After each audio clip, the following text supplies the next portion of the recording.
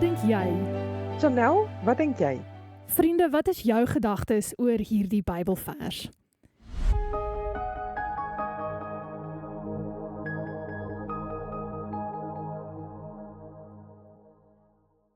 Ons lees in Psalm 37 vers 4: En verlustig jou in die Here, dan sal hy jou gee die begeertes van jou hart. Weet jy Chanel, ek dink baie mense verstaan hierdie vers as ek God dien, sal hy my alles gee wat ek graag wil hê. Maar is dit werklik wat hierdie vers beteken? Wat dink jy? Nee, ek dink nie heeltemal so nie. Ek dink die belangrikste deel is verlustig jou in die Here. En dit beteken dat jou vreugde, tevredenheid en jou diepste vervulling in God gevind moet word. Die fokus is dus nie eerstens op wat God vir jou kan gee nie, maar op God self. So met ander woorde, dit is nie 'n belofte van God dat hy elke wens op ons vraelysie sal vervul nie. Nee, genade nee, en met goeie rede. Want Janine, wat dink jy? Ek hou van hoe direk jy my geantwoord het, Chanel, want soms begeer ons dinge wat nie goed is vir ons nie. Al voel dit op daardie oomblik vir ons reg nie. Ons sien net 'n klein gedeelte van die prentjie, maar God sien die geheel. Hy weet wat ons nodig het en wat uiteindelik tot ons beswil sal wees. So, wat dink jy dan beteken dit as hy sê hy sal die begeertes van jou hart vir jou gee? Chanel, weet jy, ek dink wanneer ons naby God leef, begin hy nie net ons gebede beantwoord nie, maar hy verander ook ons begeertes. Ons begin verlang na wat vir hom belangrik is. Ons wil hom eer, ander dien en volgens sy wil leef. Hmm. So met ander woorde, hoe meer ek God leer ken, hoe meer verander die dinge wat ek wil hê. Dis presies net so, ja. Ons begin dalk met 'n gebed met die gebed van Here, gee vir my wat ek wil hê.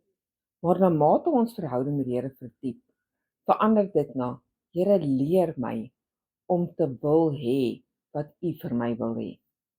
En dis nogals 'n groot verskil, nê? Want ons kan maklik dink dat God ons teleurgestel het wanneer ons vir iets vra en dit gebeur dan nie. Ja, veral wanneer dit iets is wat ons dink goed is, soos 'n verhouding, 'n werksgeleentheid, genesing of 'n droom wat ons al lankal dra. En dit is nie verkeerd om daardie gedagtes met God te deel nie.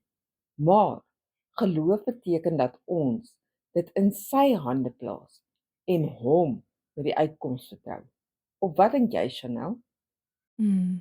Nee, ek hou van wat jy sê. En ek dink ook dis belangrik om te sê dat 'n onbeantwoorde gebed nie beteken dat God jou ignoreer of minder liefhet nie. Beslis nie, nee. Soms sê God vir ons ja, soms sê hy vir ons wag. En soms lei ons in 'n ander rigting in.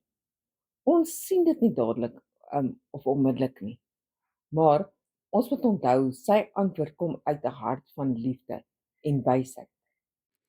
So miskien is die vraag dus nie wat begeer my hart nie, maar eerder wat vorm die begeertes van my hart? Dis 'n baie belangrike vraag die wat jy gevra het, Chanel. Word my begeertes deur die wêreld, vergelyking en onmiddellike bevrediging gevorm of deur my verhouding met God? Dis baie waar en ek hou baie daarvan. Want Psalm 37 vers 4 is dan eintlik nie 'n formule waar ons kan net kry wat ons wil hê nie. Dis eintlik 'n uitnodiging tot 'n verhouding waarin God ons grootste vreugde word en ons harte al hoe meer soos sy hart word. Ek love eintlik hierdie vers. Dit is nogal fenomenaal, né? Want wanneer God die middelpunt word, ontdek ons dat die diepste behoefte nog altyd hy self was. Ek stem saam met Tannie, ek stem saam. Maar vriende, wat dink jy? Deel met ons jou gedagtes in die comments hieronder en onthou asseblief om die like knoppie te druk. Tot volgende keer. Wat dink jy?